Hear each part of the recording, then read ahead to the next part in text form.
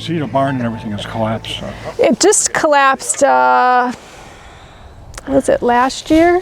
Okay, Dad had the part of the barn reshingled. Yes. And then you know, the roof boards, there was a guy that did it, and the roof boards were kind of rotten up there.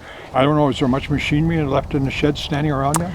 I haven't been in there recently. My dad would never wanted to have people say that he stuck them with something, so he wouldn't sell anything. And the building could fall down on it, and the one thing that we had, and people said, Nick, for crying out loud, in the horse barn, there were these, and this is when the rage with these wooden wagon wheels. Okay. There must have been 50 wagon wheels in perfect shape. These Really? wooden wagon wheels. And he wouldn't sell them, and he wouldn't sell them, and he wouldn't sell them, and the thing fell in, and the wheels rotted, and that was that. Oh. What a shame. Yeah. But he would not sell them. Yeah, I mean, Clint, he was trying to, you know, maintain the barn and keep it standing. I know he was up there. He built some of his own scaffolding and trying to do the roof. Clint. I was always expecting every time to hear that something had happened to him when some of the stuff that he was doing.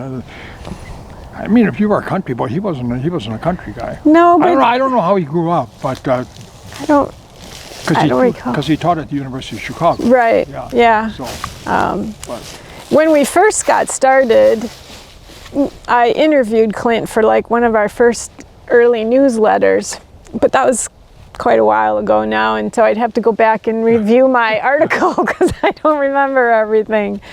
But you know, he definitely invests himself when he's around and put a lot of effort in there. He's come over by us and helped us with construction. I know he was on the building team when we put up the bird care center, and he's helped on most of the mews, hasn't he, Rob?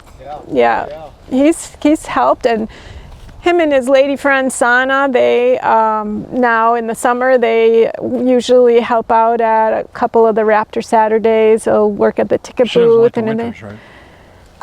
Well, I don't think she minds him, but she lives in Evanston, so he spends the winter. She doesn't like the winter up here, let's put it that way. She wants the winter in her nice condo in Evanston. I sent him Christmas cards a couple times. He said, I winter, and then he gave me the address down there. He said, winter down there. Yeah. She'll come up here in the summer months, but it's not her place for the winter. No. So how many how many brothers and sisters did you have? You're looking at it. You were an only child? You know, it's funny in the family because remember, these folks came through the Depression. Yeah, And so my Uncle John had none. He was the oldest. My Uncle Joe had none. My Uncle Pete had none. My Aunt Margaret had 3. Aunt Mary had 2. My Aunt Ann had 1. And Dad had 1. That was it. So it went from kind of a big family.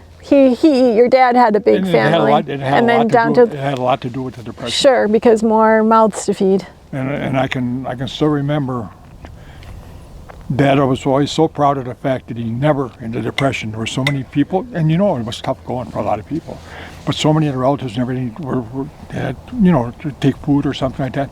Dad said, I never took a dime from the government. He wouldn't. He was so proud of the fact that there was always food on the table and whatever. So did you have, you have a big garden here on the property? We got pictures. I'll show you the pictures. Okay, yeah. On the side of the buildings facing you guys, that was our original garden. That was long. And whenever there was misbehavior, you go out in the garden and row 2 rows or 3 hoes. You know how that went. Yes. And then when that garden started giving out, then they went over on the other side of the property, on this side, and my mom had a really, really nice garden there, and she grew a lot of flowers, and she had flowers and stuff all around the house. Okay. Yeah. So kind of self-sustaining, because you said you had some cows for a while. We got rid of those at 5. They were gone. Okay. We still have, in fact, I don't know where that is. We still got the old, Mom used to make our butter, and there was the old cream separator. I remember we had that thing. And what else was there? There was a bunch of other stuff. Oh, she always made her own laundry soap. Really? Oh, sure.